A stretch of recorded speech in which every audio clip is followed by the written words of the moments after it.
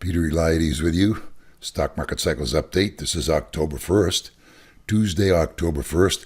And a few things happened today of interest. We'll go right to the chart that we've been looking at for a couple of days. So, because when things go great and I cheer and say, whoa, what a great projection, we also have to point out the times when projections aren't met and what the repercussions are from that. So remember this projection here, called for 3,250 to 3,750, let's say, rounded off. And today, in the first bar, it looked like we were indeed going up towards that area. And we broke above, remember these technical lines, we gave you a downtrend line and an uptrend line. We broke above the downtrend line. We broke above the underside of the uptrend line. So it looked like the coast was clear, and then all of a sudden, boom. Now, I know people claim it was a news story. I never attribute market moves to the news. I'm not claiming that the market does not move with some news stories emotionally, but it has nothing to do with our price projections. So let me emphasize that. Again, it doesn't mean that there won't be some emotional moves from a news story, economic news today, but we don't rely on that, and we say overall that really has nothing to do with market movement, important market moves, trends in the market. So, but look at what happened here. So we got up. Now, remember I pointed out to you yesterday that at least if we didn't reach this projection, all we had to do is come down a little bit and we would invalidate it. So it wasn't like when the projection was first given, we needed to come all the way down to this 2950 area before we saw the projection invalidated. All we needed to do was come down, break below both these lines. We did that in the second or third bar today. Remember, these are 27-minute charts. So we knew the projection was invalidated. It immediately gave a projection down to this level, but no guarantees that that was going to hold. And in fact, some of the other projections during the day started to give the lower projections, and more importantly, as we'll show you on the daily charts, some daily projections were given, some nominal 5-week projections. But before we leave these 27-minute charts, let's take a quick look at what might be a clue for tomorrow. This is the very shortest that we used for the 27-minute charts. And look what happened at the end of the day. I call this a loop projection. So we have a downside projection on a longer basis. Then we make a little upside rally and come down again. And in coming down, we got some downside projections, very short term. 29.3304 rounded off, and 29.35, let's say 25. So between 33 even and 35 and a quarter. Those are the numbers to watch tomorrow early, and a potential area for a potential bottom. So wanted to show you that. The next area we're going to look at is the daily projections. And these are interesting because we're really close to them. We confirmed them and almost met them today. This is the S&P cash. It now has a confirmed nominal 5-week projection. These offsets are 2.5 weeks, so 12.1 to 13.8 trading days. And here's the projection for the S&P cash: 29.2475 to 29.35. Let's call it 29.3575. If I don't read these numbers off for you exactly, you'll know I'm rounding them off because obviously. The cash doesn't trade in quarters, although futures do. I guess for the cash, you can actually write the numbers down: 29.2474 and 29.3586. And look how close we came. Now let's put in the other two indexes that we follow with the projections. Okay, here's the DJIA, $INDU, the symbol. And look at this. The low.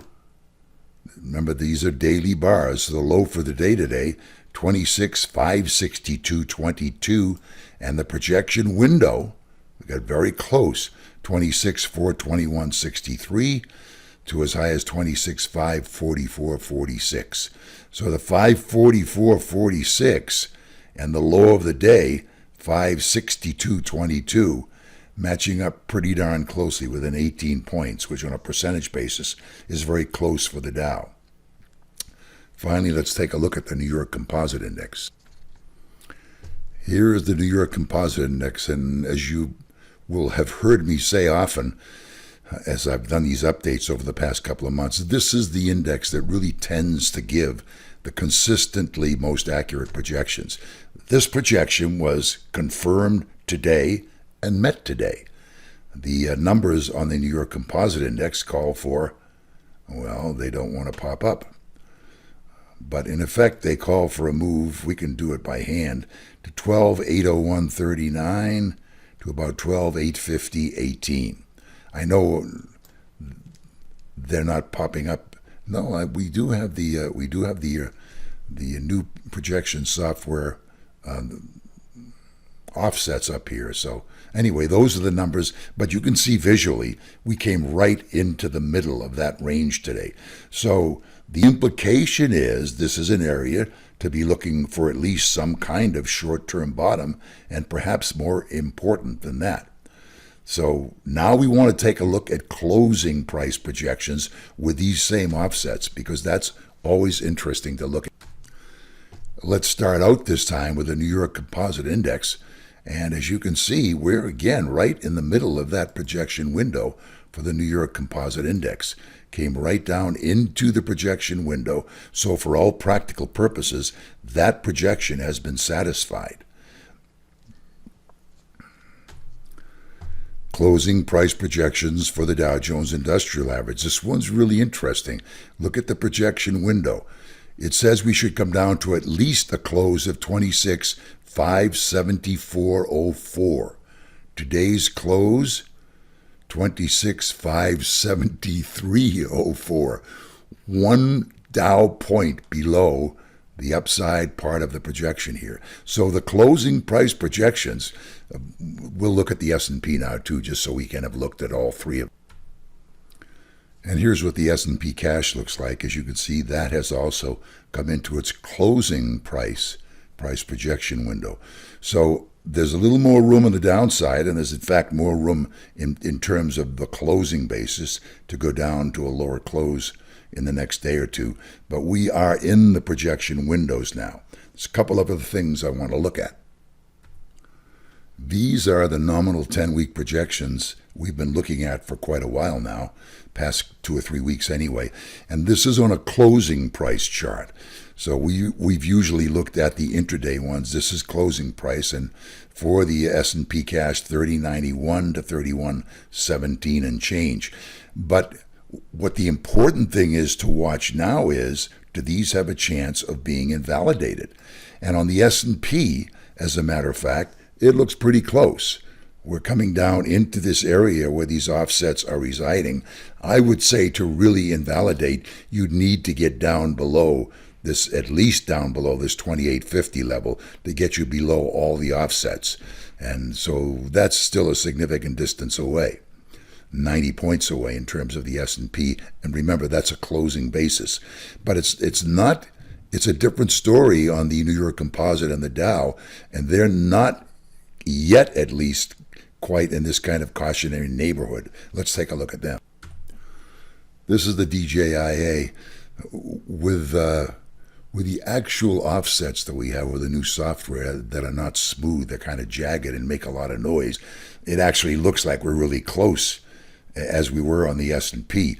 But really, these numbers right now are down in this territory below 26,000. So can we get there? Of course we can, but it would require a 500, 600, 700 point decline in the Dow over the next few days in order to invalidate this upside projection, which will remind you is up to 27,800 and change and 28,270. So those numbers up significantly higher, you need to get below both these offsets on a closing basis to invalidate them. Right now, they're not in trouble. We go down any further over the next couple of days, we'd have to take a real hard look at them. And this is the New York Composite Index. What I did was I switched back to the offsets without not the jagged ones, which is our new projection software. But sometimes, if you look at it visually, it gives you a slightly different picture. As you can see, we're comfortably above on the New York Composite Index, going below both these lines. That would take a big move to the downside to invalidate the upside projections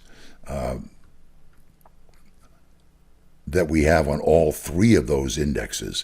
Those are nominal 10-week upside projections. They still remain very much in effect. Okay, one last thing that I want to show you. This is the channel we showed you several days ago on the daily advanced decline line of the New York Stock Exchange. It begins in October of 2011, so it's really an 8-year channel now. The bottom anchors are October of 2011 and February of 2016. Parallel that up to the July of 2014 high, and it's remarkable how that has stopped two of these larger advances in the market. This one here and this one here. This is Jan of 18. This is September of 18. Had the big decline, came up to it again for another time in July of this year, went below it. Now, we made a big point of the fact that we broke above. The daily AD line broke above that upper channel. And I said when I showed it to you the other day that we need to watch it closely, because if it significantly breaks back below this channel and stays there for a few days, that this could be shown as a false breakout to the upside. And look where we are today. We had a big move down below that upper channel line. If we stay down here for a few days or go even lower, that might be an important technical sign. So that's where we stand. We have met some downside projections. There's the possibility intraday of going a little lower. If we go much lower than that, then we're going to start putting the upside projections into jeopardy. Thanks for watching. We'll talk to you tomorrow.